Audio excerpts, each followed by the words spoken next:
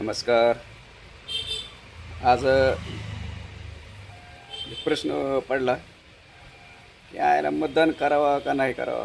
पण आमच्या मतदानाला काही किंमतच नाही राहिली. आपण निवडून द्यायचं आणि त्यांनी मालक व्हायचं. मालक घ्यायचे त्यांच्या सोयीनुसार त्यांच्या गबाळासाठी. त्यांनी इकून तिकडं तिकून इकडं उड्या मारायच्या. अरे हे आता हे महागात पडायला मग आता मतदानच नाही करायला पाहिजे. मतदान तर बंदच व्हायला पाहिजे. ज्याच्याकडे दाम त्याचं काम म्हणजे हुकुमशाहीसारखे झाले. म्हणजे सर्वसामान्य मतदानाच्या जे करतात लोक, त्यांची निष्ठा त्यांच्या पक्षावर असते किंवा त्याच्या व्यक्तीवर असते. आणि ते निवडून आलं की त्याच्या मनासारखंच राज्य करायला लागला. विरोधात फुटायला लागला. एक ही कडे पक्षातले तिकडे पक्षात, तिकडे पक्षात इकडे पक्षात. अरे काय चाललं हे सगळं. मग आता परत मतदान आमचा हक्काचं मतदान आहे. हक्काचा माणूस निवडला पाहिजे. मतदान केलंच पाहिजे. सारे घोटाळेच अमुक. आता सगळे फुटाफुटी बघतो, पण आता आमदार खासदार फुटा लागले म्हणल्यावर आता हे शहाणे माणसं म्हणून निवडून दिलेत आपण. आणि हेच जर मूर्खावणी वागायला लागले तर सर्वसामान्याचं तर काय. मग म्हणते खाली लोक बी पैसे घ्यायलेत, मतदानाला पैसे घ्यायलेत. आता ही बी चूक आहे पब्लिकची. त्यांच्याकडून पैसे घेतले, ते म्हणजे आम्ही तुम्हाला पैसे देऊन फोडून घेतलं. ते बी फुटायला लागलेत. ते म्हणजे आम्ही पैसे घेऊन फुटलोत. म्हणजे इथं चांगलं कोणाला म्हणा हेच कळायला तयार नाही. कोण आहे चांगलं याच्यात. ते निष्ठावंत, आता निष्ठावंत हा कागदातच शब्द राहिला का निष्ठा.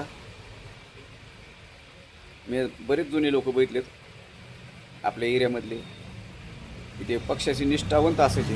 आणि ते पक्षातला जरी माणूस दुसरा सांगितलं अंधारातून की ह्याला मतदान करा, तर ती करीतच नव्हती. त्यालाच मतदान करायचे, त्या चिन्हालाच मतदान करायचे.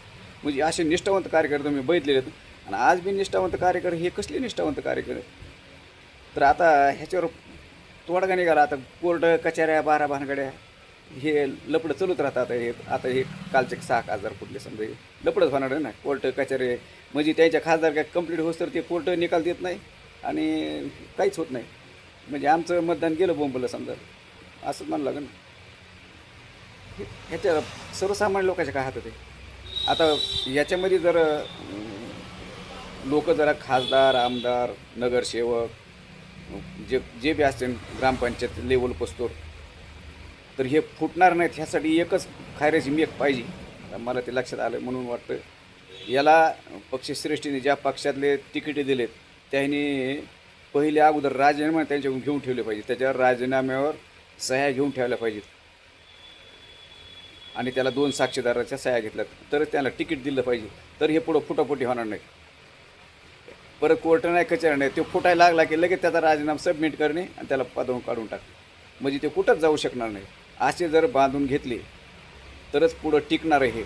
नाहीतर कोर्टात आता लोकाला कोर्टावरला तर काय बाबा ते कोर्ट किती दिवस तरी राडे चालतात. आता ते चिन्हाचं नाही का किती दिवस झालं राडा चालतो. आता हे त्यांच्या टर्म संपादन बी तरी त्यांच्या चिन्हाचा मिळत नाही. आणि मग आमच्या मतदानाला काही किंमतच नाही राहिली. आम्ही मतदान तुम्हाला विश्वासू म्हणून करायचं आणि तुम्ही पब्लिकला विश्वास न घेता तुम्ही दुसऱ्याच पक्षात जाऊन मतदान करणं, ते बारा भानगडी करणं, हे कसं शक्य होणार आहे बाबा. तर आता पर्याय एवढाच दिसायला आहे. ना कोर्ट ना कचेरी. जसं पहिले संस्थेवर घ्यायचं म्हणलं की अगोदर राजीनामा घेऊन ते ठेवायचे, ओळख करू नये म्हणून. म्हणजे ज्या संस्था असायच्या जिथं मतदान असायचं त्यांचे ते अगोदर राजीनामे असायचे आणि मग त्याला ते मोकळे मग ते ओळख करीत नसायचे. तर तशा पद्धतीने ह्यांचे तिकीट देताना आमदारकीच तिकीट देताना त्याचा राजीनामा लिहून घेणे, त्याच्यावर 2 साक्षीदाराच्या सह्या करून घेणे, त्याचा फोटो चिटकेने अपडेट करून म्हणजे त्याच्याकडून कोर्टाकडून ते लिखापडी करून घेऊन ठेवायला पाहिजे. फक्त त्याच्यावर तारीख टाकायची ठेवायची. अशा पद्धतीने झालं तर हे कुठंतरी आळा बसून. नाहीतर हे आता हे माल दिला की सगळे झाले लोभाचे मांजर भीक मागेत बरोबर. लोभ सुटला पैशाचा की हे भीकच मागणार. मग ते काय मान पान प्रतिष्ठा पैसा ह्या सगळ्या गोष्टी त्यांना पाहिजेत. त्यासाठी हे सगळे प्रपंच चाललेत. तर ह्याला एकच पर्याय, ते ह्याचे खास कोण अगोदर तिकीट देताच्या अगोदरच राजीनामा घेऊन ठेवणे. म्हणजे हे ओळख करणार नाहीत. इथून पुढं ते फुटाफुटी होणार नाहीत.